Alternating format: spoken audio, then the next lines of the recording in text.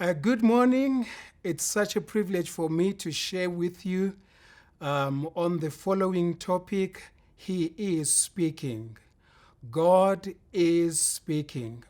The exciting thing about Him speaking is the fact that you and I, in different parts of the world, we may be under lockdown, but the good news is His voice, His purpose, and will for your life will never be under lockdown. Isn't that amazing?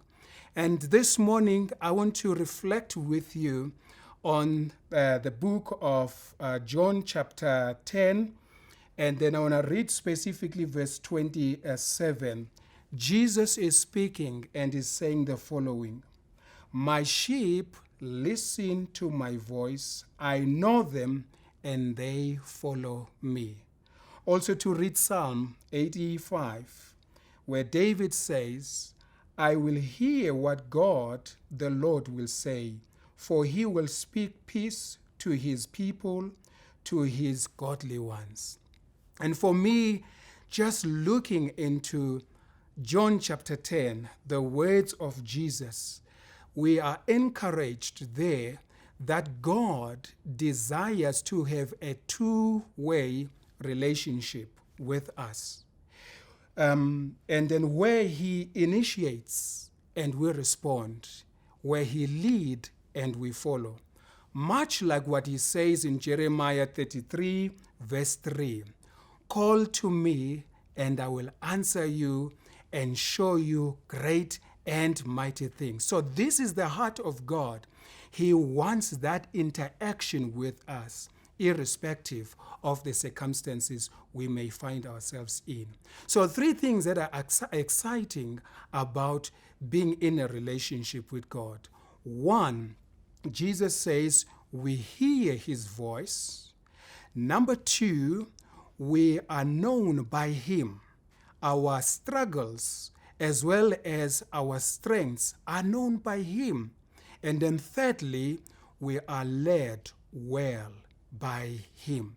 In other words, when we hear his voice and we are known by him, he does not want us to wallow on our shortcomings. He does not want us to just remain there in our struggles. But the word says he also lead us to a victorious, much better place than we find ourselves in.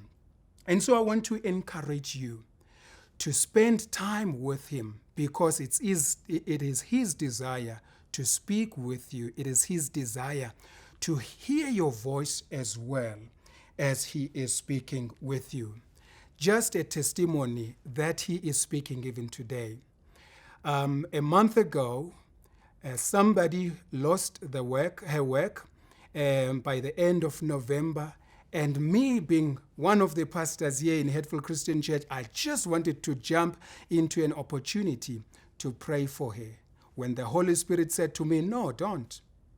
Rather ask her what to pray for, because I've already told her and given her an idea as to what to do.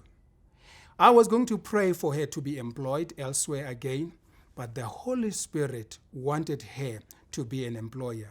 As I'm talking with you right now, by the 25th of December, when we are saying Happy Christmas, that young lady was off to a different country where she has established her business, being ready now to be a blessing to others and employ others. And that's what it means to say, God, when we are in a relationship with him, he wants us to hear from him by responding and following his direction.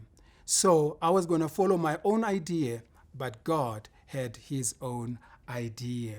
And I want to encourage you with that he still speaks today, and over your situation, allow him to speak.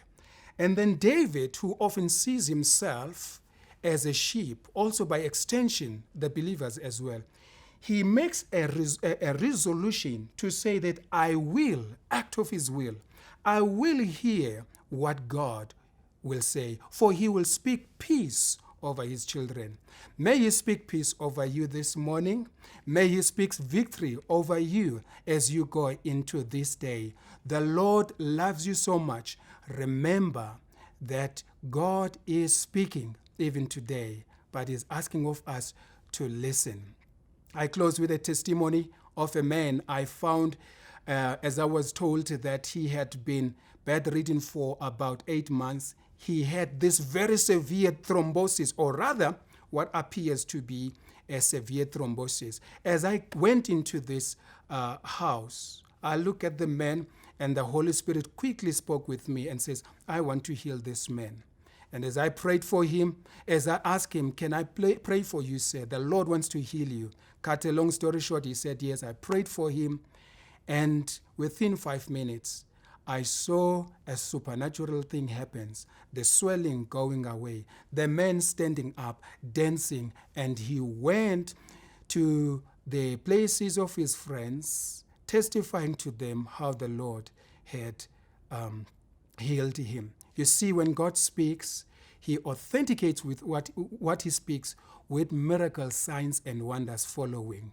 You and me are still candidates of his miracles. So let us listen to him and take comfort in that we are known by him, we are loved by him, and lastly, let us make a resolve to follow him by doing what he is saying. When we do that, the promise of Isaiah 1 verse 19 becomes true. If you are willing and obedient, you will experience that which is good, which the Lord has for you while you are still alive. The Lord bless you.